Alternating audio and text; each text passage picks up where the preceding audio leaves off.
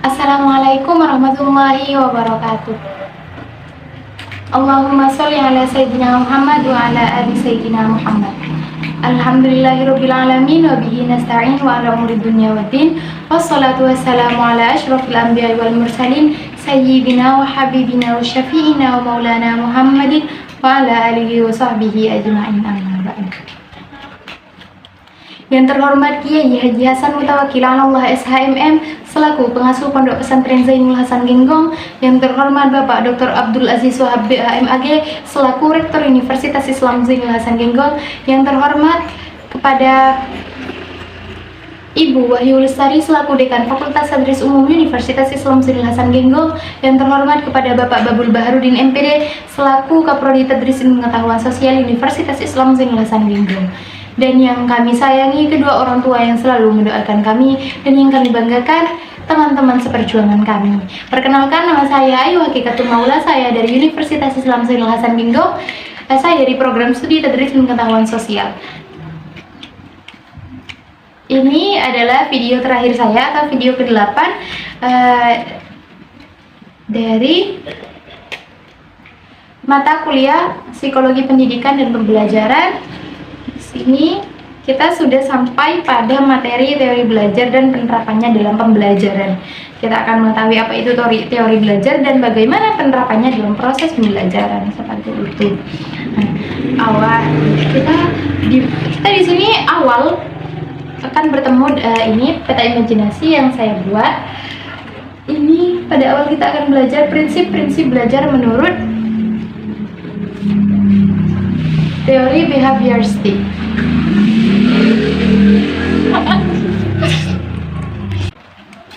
Baik, saya lanjut. Di sini kita bertemu dengan prinsip-prinsip belajar menurut teori behavioristik. Teori belajar yang termasuk pada aliran behavioristik mencakup konsep connectionisme atau Thorndike, classical conditioning, kemudian systematic behavior theory, ada continuous conditioning, kemudian descriptive behaviorism atau operant conditioning. Di sini untuk teori proses pembentukan isi dalam prinsip-prinsip pembelajaran teori behavioristik ini ada proses pembentukan perilaku, environment. Kemudian selanjutnya ada pengaruh konsekuensi terhadap tingkah laku. Konsekuensi yang didapat oleh murid atau seseorang di sini sangat memberikan pengaruh terhadap tingkah laku yang ia lakukan, seperti itu. Apabila konsekuensi baik, maka anak tersebut tidak akan melanjutkan tingkah laku tersebut. Apabila konsekuensinya baik, anak itu akan terus melanjutkan sikap tersebut, perilaku tersebut agar bisa.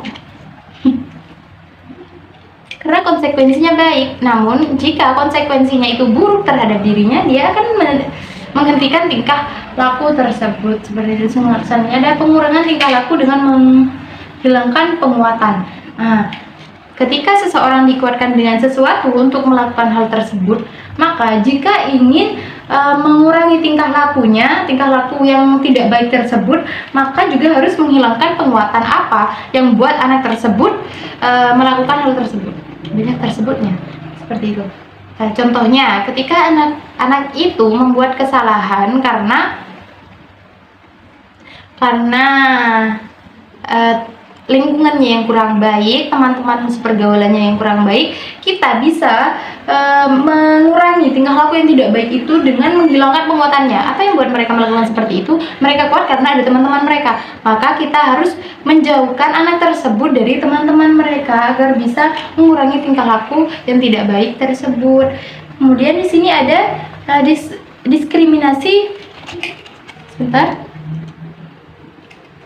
Ada diskriminasi dalam mengidentifikasikan perbedaan antara situasi dan rangsangan. Nah, di sini juga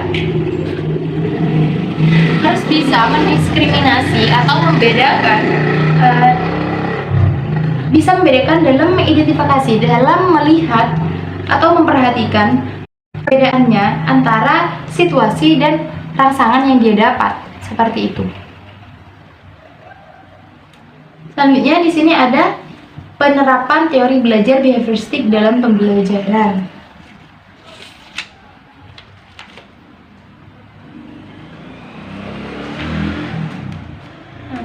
Di sini ada juga pembelajaran vicarious.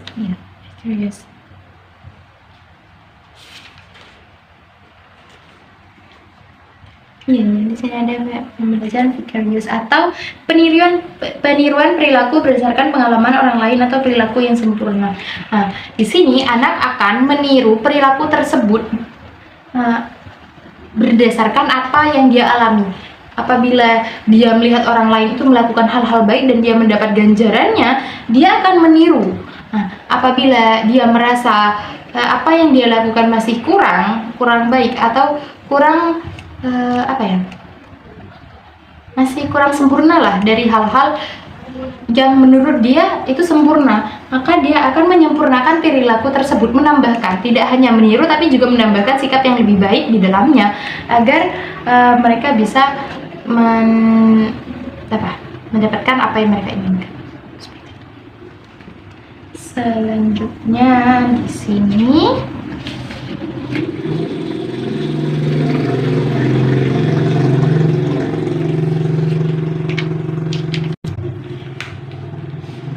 sini ada teori koneksionisme teori koneksionisme oleh E.L. Thorndike. Menurut teori koneksionisme, belajar pada hewan dan manusia memiliki prinsip behavioristik dasar yang serupa. Belajar terjadi melalui pembentukan hubungan atau asosiasi antara pengalaman indrawi dengan kecenderungan untuk bertindak. Proses belajar ini sering disebut dengan belajar dengan mencoba dan menghubungkan, dan berlangsung berdasarkan hukum-hukum tertentu yang telah dijelaskan oleh Thorndike. Hukum-hukum koneksionisme ini diantaranya itu hukum kesiapan atau law of readiness. Hukum ini menjelaskan kesiapan individu untuk bertindak. Jika seseorang merasa sudah siap dan melakukan tindakan tersebut, itu akan memberikan kepuasan tersendiri untuk dirinya. Jika tidak, tindakan lain mungkin dilakukan untuk mengatasi ketidakpuasan. Nah, ketika anak tersebut sudah memutuskan untuk melakukan tindakan tersebut dengan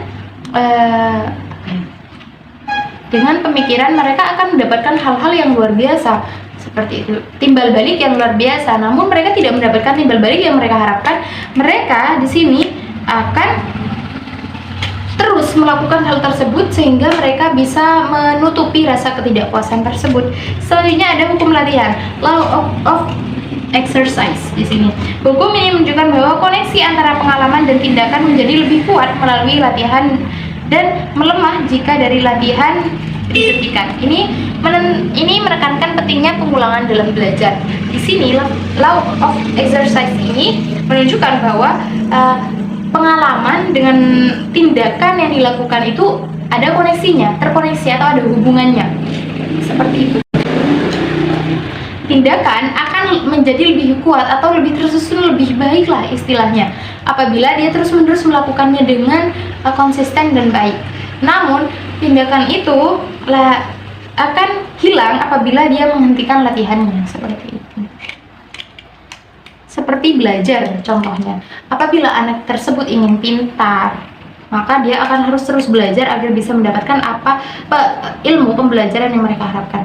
Namun ketika mereka menghentikan proses pembelajarannya, mereka juga akan kehilangan banyak pembelajaran sebelumnya. Maksudnya dia bisa saja lupa terhadap apa yang dia pelajari sebelumnya, seperti itu. Maka di sini dituntutnya pengalaman belajar yang harus terus diulang. Selanjutnya di sini ada hukum efek atau law of effect. Hukum ini menggambarkan bagaimana hasil dari suatu tindakan dapat mengaruhi tindakan serupa di masa depan. Tindakan yang diikuti oleh hasil yang memuaskan cenderung diulang, sedangkan tindakan yang diikuti oleh hasil yang tidak memuaskan cenderung dihentikan.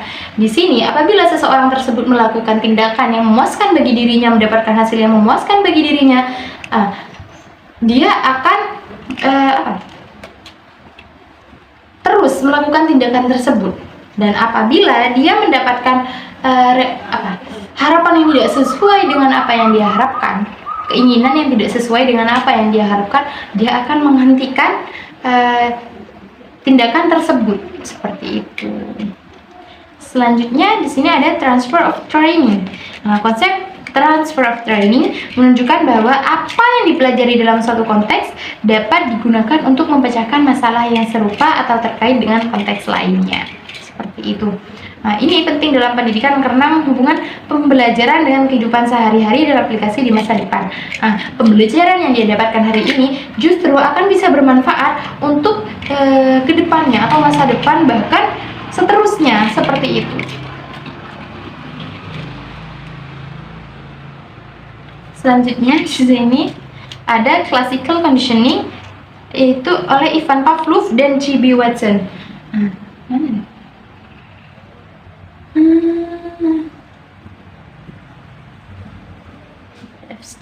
Bukan. Classical conditioning oleh Ivan Pavlov dan J.B. Watson. Nah, di sini ada pengkondisian klasik yang ditemukan oleh Ivan Pavlov dan dikembangkan oleh J.B. Watson adalah sebuah contoh klasik bagaimana perilaku dapat dibentuk melalui pengaturan dan manipulasi lingkungan. Contohnya adalah eksperimen Pavlov dengan anjing, di mana air liur anjing yang biasanya hanya keluar saat ada makanan, akhirnya keluar dalam respon terhadap stimulus tertentu meskipun tanpa adanya makanan. Seperti itu. Nah, orang tersebut akan memberikan respon yang berbeda terhadap apa yang buat mereka tertarik, namun mereka juga akan memberikan respon yang sama dengan hal-hal yang berbeda dari hal yang awal. Seperti itu.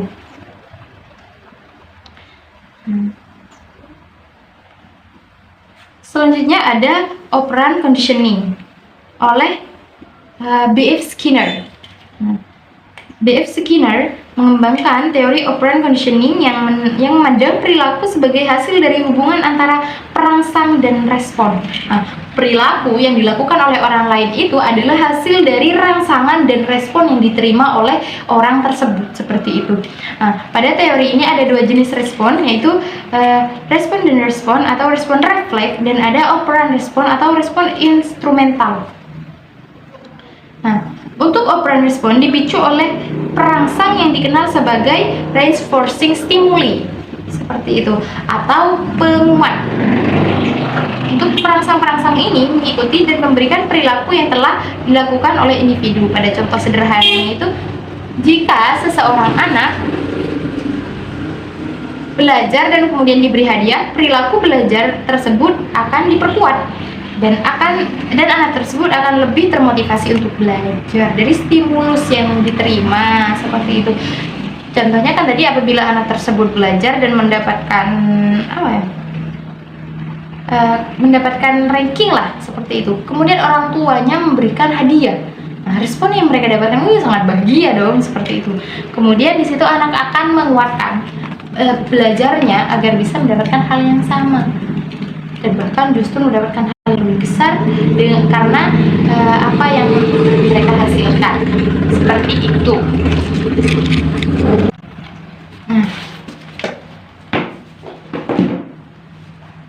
Selanjutnya di sini ada prinsip-prinsip belajar menurut teori behavioristik. Nah, prinsip-prinsip belajar menurut teori behavioristik. Nah, pertama di sini ada pengaruh konsekuensi-konsekuensi terhadap tingkah laku.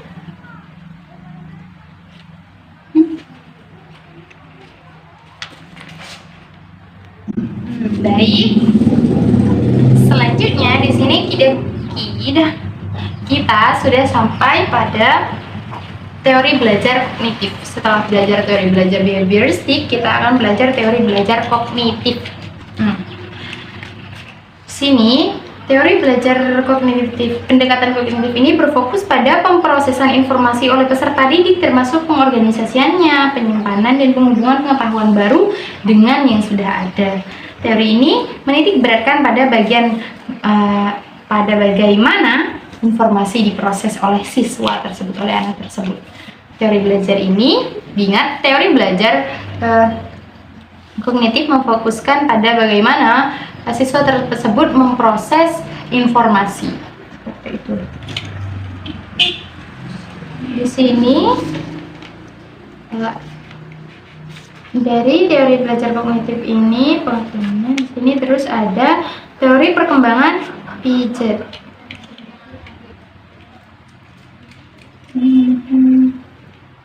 Teori perkembangan Piaget sudah dari tadi sudah pernah dijelaskan ya pada video-video sebelumnya dalam pertumbuhan dan perkembangan. Ada tahap operasional konkret dimulai dari ada tahap sensomotor 0 sampai 2 tahun, tahap operasional 2 sampai 7 tahun, ada tahap operasional konkret dimulai dari 7 sampai 11 tahun, tahap operasional formal 11 sampai 15 tahun, seperti itu. Nah, selanjutnya ada oleh teori Jerome Bruner. Nah, teori Jerome Bruner di sini ialah penerapan teori belajar kognitif, pembelajaran kognitif, kemudian pembelajaran penemuan, ada advanced organizer, dan pembelajaran penemuan. Nah, sini ide dasar Jerome Bruner adalah bahwa anak-anak harus berperan aktif dalam proses pembelajaran di kelas. Bruner mengatakan bahwa apa yang ia sebut sebagai discovery learning, di mana siswa mengatur materi pelajaran dengan tujuan akhir tertentu, ini berbeda dari pendekatan reception learning seperti itu. Nah, implikasi teori pembelajaran Bruner adalah bahwa pengajaran harus menyertakan contoh. Pembelajaran harus menyertakan contoh di sini, yaitu contoh yang relevan terhadap dengan konsep yang diajarkan dan memungkinkan siswa melihat hubungan antara konsep-konsep tersebut. Nah, di sini sebagai seorang tenaga pendidik, untuk teori Jerome ini, guru harus bisa memberikan contoh yang relevan dari konsep yang diberikan dengan keadaan-keadaan yang dialami oleh siswanya, atau konsep itu sesuai atau relevan dengan keadaan siswa tersebut, atau ada hubungannya antara konsep dengan keadaan siswa tersebut agar mudah dipahami, seperti itu. Selanjutnya di sini ada prinsip-prinsip belajar menurut teori kognitif. Nah, di sini prinsip-prinsip belajar siswa melalui tahap tertentu. Siswa mengalami perkembangan kognitif melalui tahap-tahap tertentu. Ini merujuk pada pemahaman bahwa siswa tidak memiliki kemampuan berpikir seperti orang dewasa secara instan. Mereka melalui tahap-tahap perkembangan kognitif tertentu seperti yang dijelaskan oleh teori perkembangan kognitif Piaget. Nah, anak-anak ini tidak bisa disamakan cara berpikirnya dengan orang yang sudah dewasa, seperti itu. Kemudian keterlibatan siswa secara aktif. Nah, keterlibatan siswa secara aktif dalam belajar sangat penting. Aktivitas siswa dalam pembelajaran ditekankan terutama pada anak prasekolah dan awal sekolah dasar. Penggunaan benda-benda konkret dalam pembelajaran bantu siswa memahami konsep secara baik. Untuk bisa membuat anak-anak atau siswa ini mengerti dengan apa proses pembelajarannya, guru tidak seharusnya menjadi center di dalam kelas atau pusatnya, tapi juga melibatkan siswa sebagai sebagai center di kelasnya agar bisa mudah dipahami. Selanjutnya, mengaitkan pengalaman atau informasi baru dengan struktur kognitif yang sudah dimiliki siswa. Ini berarti penting untuk menghubungkan materi yang baru yang dipelajari dengan pengetahuan dan pengalaman yang telah dimiliki siswa. Pengetahuan atau pembelajaran baru yang disampaikan itu masih relevan dengan pembelajaran yang sudah dilalui mereka, seperti itu. Ini membantu pembelajaran menjadi lebih bermakna. Selanjutnya di sini ada mengorganisasikan materi pelajaran dengan pola atau logika tertentu. Nah, menyusun materi pelajaran yang sederhana ke kompleks dapat membantu siswa dalam memahami dan meresapi materi secara lebih baik. Seperti itu. Selanjutnya di sini pemahaman lebih penting daripada menghafal. Jelas, ada beberapa siswa yang tidak suka menghafal atau merasa ketika dia menghafal itu lebih sulit. Jadi di sini ditekankan bahwasanya pemahaman itu lebih penting daripada menghafal. Karena kenapa? Ketika mereka sudah memahami, untuk bisa menjabarkan apa yang sudah disampaikan, dia bisa seperti bisa dengan jelas, bisa dengan dengan gampang menjabarkan hal itu lagi tanpa menghafal. Tapi ketika dia menghafal dan dia mengalami kesulitan, dia hanya akan mengingat apa yang dia hafal tapi tidak memahami apa yang dia sampaikan. Jadi di situ maka pembelajaran akan kurang bermakna, terus menekankan hafalan tersebut. Selanjutnya, memperhatikan perbedaan individual siswa. Di sini juga jelas, sebagai seorang tenaga pendidik kita juga harus melihat perbedaan individual siswa. Bagaimana siswa satu dengan siswa lainnya itu sangat berbeda dalam hal apapun, entah itu dari segi sosial atau kemampuan, seperti itu. Selanjutnya di sini penerapan teori belajar kognitif dalam pembelajaran. Sekarang sudah sampai pada teori belajar penerapannya. Bagaimana penerapan teori belajar kognitif ini dalam pembelajaran. Nah, di sini pertama itu ada pembelajaran yang konstruktif. Pembelajaran konstruktif didasarkan pada pandangan psikologis dan fisiologis bahwa individu mengkonstruksi pengetahuan mereka sendiri melalui pengalaman dan pemahaman. Nah, untuk pembelajaran konstruktif ini, ada dua strategi. Yang pertama ada pembelajaran proses, di mana itu dalam mengelola informasi sehingga menjadi pengetahuan yang bermakna bagi mereka. Dan yang kedua, strategi kedua adalah pembelajaran generatif, di mana siswa diberi kesempatan untuk aktif mengkonstruksi hubungan antara pengetahuan baru dan yang telah mereka kuasai. Yang awal seharusnya dibantu untuk mengelola informasinya, dan untuk yang kedua mereka diberikan kesempatan untuk bisa mengelola informasi itu sendiri dari apa yang telah mereka alami, seperti itu.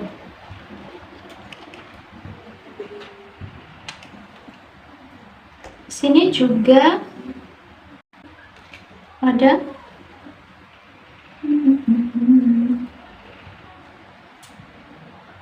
pembelajaran penemuan.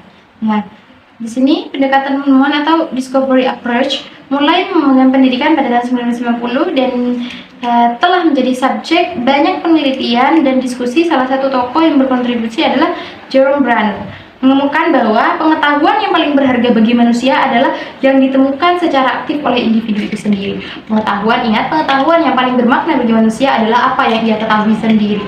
Seperti itu. Nah, pendekatan penemuan adalah pembelajaran bukan hanya tentang menemukan fakta baru, tetapi lebih pada perubahan sikap siswa dari penerima pasif materi yang diajarkan oleh guru, siswa yang aktif mencari dan mengeksplorasi sendiri untuk menemukan hal-hal baru tersebut. Bukan hanya mereka kemudian menjadi pendengar, namun kemudian menjadi pemeran aktif dalam materi tersebut untuk mencari hal-hal lainnya, seperti itu.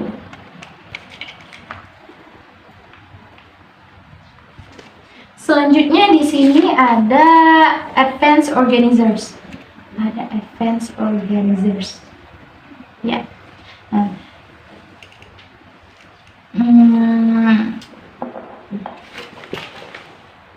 Nah, baik. Selanjutnya tadi ada advanced organizers. Advanced organizers di sini berarti di mana orientasi tentang materi yang akan dipelajari. Tujuan utamanya adalah membantu siswa membangun konstruktur kognitif yang memungkinkan mereka mengaitkan pengetahuan baru dengan pengetahuan yang sudah ada dalam pikiran mereka. Untuk advanced organizer ini, prinsip belajar penerapan dari belajar. Bukan. Penerapan teori belajar kognitif ini menerapkan bahwa pembelajaran yang baru bisa dikaitkan dengan pengetahuan yang sebelumnya yang sudah mereka miliki, seperti itu. Bukan pembelajaran sebelumnya, tapi pengetahuan yang memang sudah ada di kepala muridnya atau yang ada dalam pikiran murid, seperti itu. Selanjutnya di sini ada pembelajaran bermakna oleh David Ausubel. Maaf. Nah, di sini belajar bermakna atau di sini membedakan dua jenis pembelajaran utama. Nah, di sini David Ausubel membedakan dua jenis pembelajaran utama, pembelajaran bermakna dan pembelajaran hafalan di sini. Nah, pembelajaran hafalan melibatkan menghafal fakta atau asosiasi tanpa memahami konsep di baliknya, seperti itu. Contohnya, dari pembelajaran hafalan dalam menghafal daftar perkalian, simbol kimia, rumus matematika, kosakata bahasa asing dan sebagainya. Di sisi lain, untuk pembelajaran yang bermakna di sini terjadi ketika siswa dapat mengaitkan materi yang dipelajari dengan pengetahuan, konsep atau informasi yang sudah mereka miliki sebelumnya, seperti itu. Pembelajaran ini terjadi ketika siswa dapat menginternalisasikan materi baik karena mereka dapat mengaitkan dengan pengetahuan yang sudah mereka miliki. Penting untuk dicatat bahwa Ausubel tidak menganggap hafalan sebagai suatu yang negatif, tetapi pembelajaran hafalan menjadi negatif ketika siswa hanya menghafal materi tanpa memahami konsep di baliknya sehingga tidak bermakna, seperti itu. Bukan berarti Ausubel di sini mengatakan bahwa konsep menghafal itu tidak baik seperti itu, tapi memang itu tidak akan bermakna jika murid atau siswa hanya menghafal namun tidak memahami apa yang ada di balik hal yang mereka hafalkan. Seperti itu. Selanjutnya di sini ada teori belajar sosial. Teori belajar sosial. C. Teori belajar sosial ini dikembangkan oleh Albert Bandura. Bahwasanya asumsi utama Bandura adalah teori pembelajaran sosial adalah bahwa pembelajaran terutama melibatkan proses peniruan atau modeling pembelajaran utama. Bandura juga menekankan bahwa penguatan bukanlah faktor utama dalam pembelajaran, tetapi lebih berfungsi sebagai informasi dan motivasi. Manusia dapat mengantisipasi penguatan yang mungkin muncul dalam situasi tertentu, seperti itu.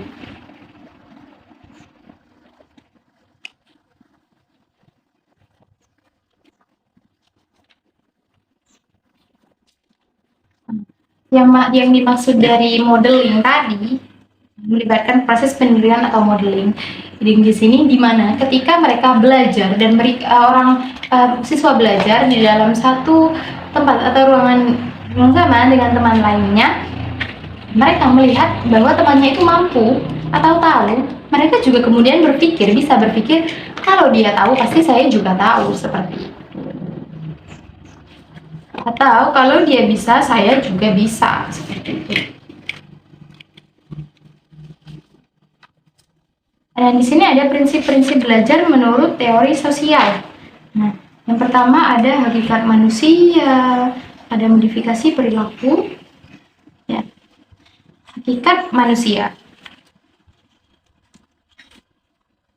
Dari social learning, Bandura mengungkapkan bahwa perilaku manusia dapat dijelaskan melalui interaksi timbal balik antar faktor kognitif, perilaku, dan lingkungan. Nah, di sini ada interaksi timbal balik antara faktor kognitif, perilaku, dan lingkungan mereka, seperti itu. Selanjutnya di sini ada modifikasi perilaku. Nah, setelah mengetahui hakikat manusia dan merasakan apa itu timbal balik, di sini akan ada modifikasi perilaku. Mereka akan memperbaiki dan terus memperbaiki perilaku mereka agar mereka bisa menerima timbal balik yang baik juga, seperti itu. Nah, kemudian ada penerapan teori belajar sosial, yaitu dengan proses belajar modeling. Penerapannya agar bagaimana ada model yang harus ditiru oleh anak tersebut, dan kemudian medianya bukan dalam hal-hal yang negatif, tapi itu hal-hal yang positif, seperti itu. Proses belajar yang modeling, seperti itu. Meniru. Di sini juga ada konsep dasar efikasi diri.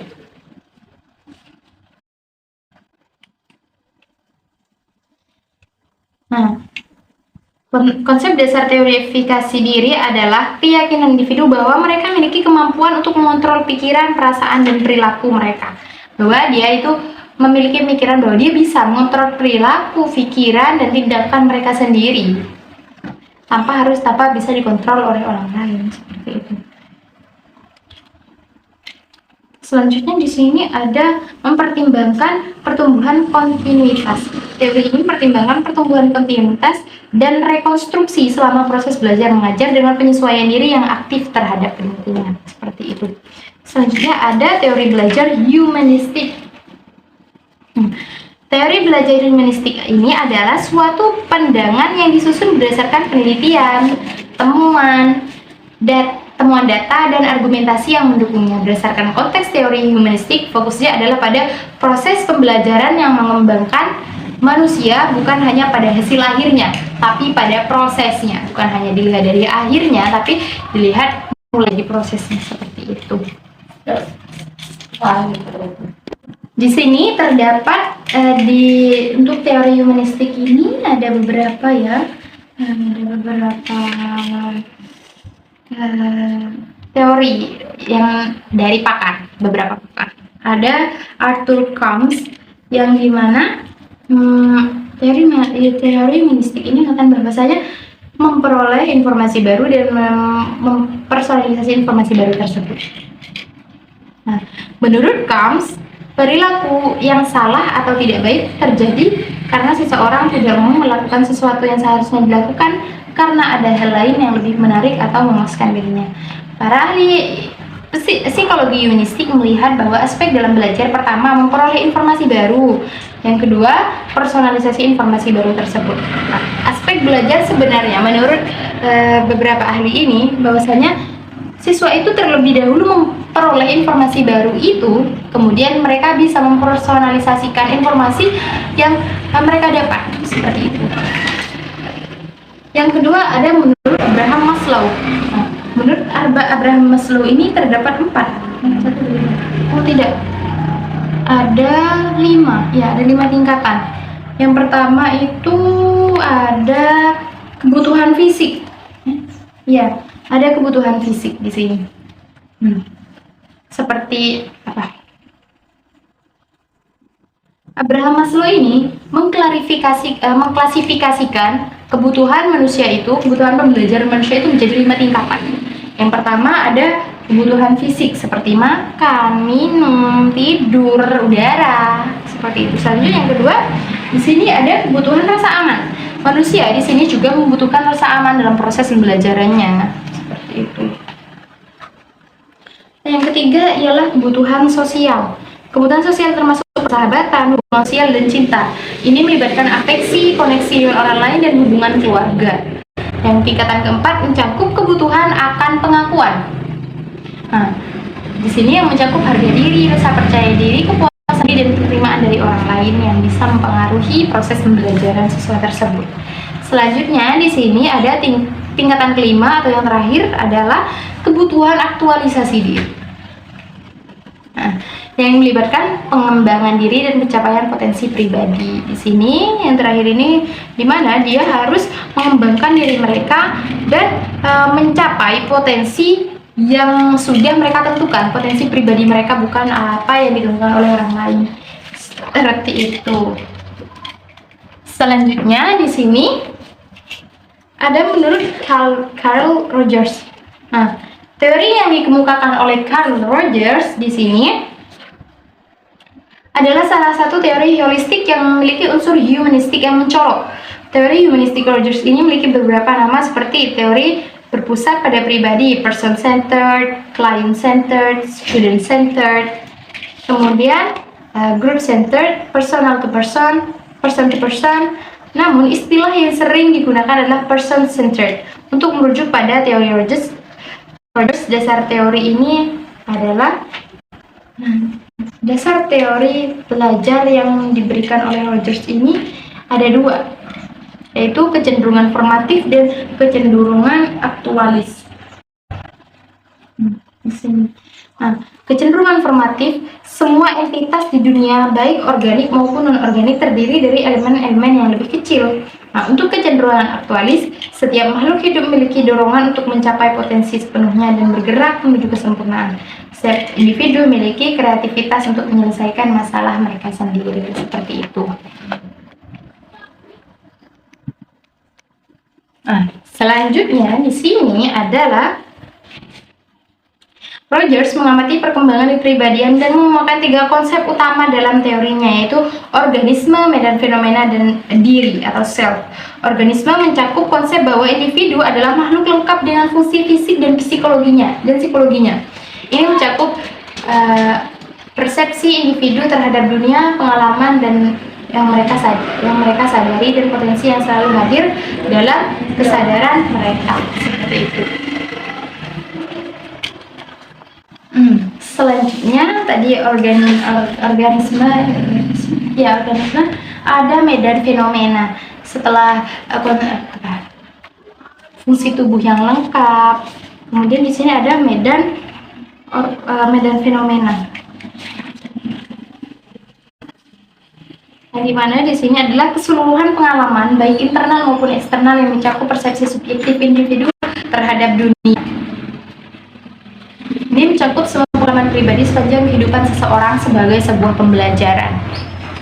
Seperti itu. Nah, sekarang adalah diri, self, yang terakhir.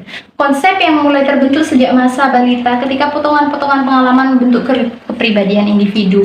Nah, konsep diri ini berkembang seiring waktu dan mencakup pemahaman individu tentang diri mereka sendiri, nilai-nilai yang mereka anu, dan identifikasi mereka. Menurut Rogers, kesadaran adalah kunci dalam pembentukan konsep diri yang ideal.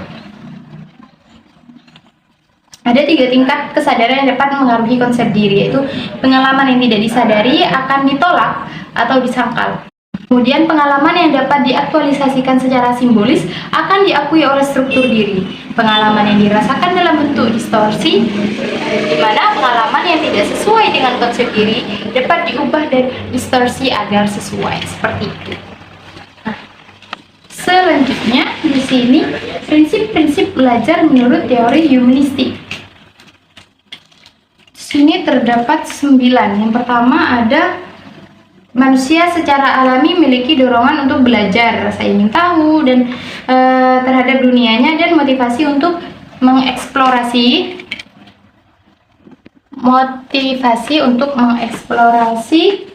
serta mengasimilasi pengalaman baru. Yang kedua ada pembelajaran yang bermakna terjadi ketika siswa merasakan bahwa materi pelajaran memiliki relevansi dengan tujuan dan makna pribadinya. Kemudian yang ketiga, ketika pembelajaran menyangkut perubahan dalam pandangan diri siswa cenderung menolaknya. Ketika siswa tersebut menyadari bahwa materi tersebut tidak sesuai dengan keadaannya atau yang mereka inginkan, di situ akan mereka cenderung menolak materi tersebut. Selanjutnya di sini ada tugas-tugas pembelajaran yang mengancam diri lebih mudah dihadapi dan dipahami jika ancaman dari luar semakin kecil. Kemudian apabila tingkat ancaman dari diri siswa rendah, berbagai metode pembelajaran dapat diterapkan dan proses belajar dapat terjadi. Seperti itu. Selanjutnya di sini ada pembelajaran yang bermakna terjadi ketika siswa aktif melibatkan diri dalam proses belajar. Proses belajar mengajar akan lebih berarti atau bermakna bagi siswa apabila dia berkontribusi secara aktif di dalam proses pembelajaran tersebut. Seperti itu. Kemudian di sini ada keterlibatan siswa dalam proses belajar dan tanggung jawab mereka dapat pembelajaran bentuk kelancaran proses tersebut. Ketika mereka mampu diberikan tanggung jawab dan menyelesaikan tanggung jawab tersebut, itu bisa membantu kelancaran proses pembelajaran itu sendiri. Kemudian di sini pembelajaran yang paling mendalam dan berkelanjutan terjadi ketika siswa aktif mengambil inisiatif,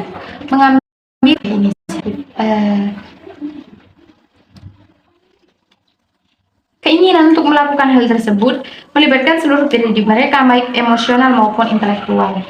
Kemudian ada percaya diri, kemerdekaan, dan kreativitas dapat lebih mudah dicapai jika siswa terlatih untuk introspeksi, mengkritik diri sendiri, dan menerima penilaian dari orang lain. Seperti itu.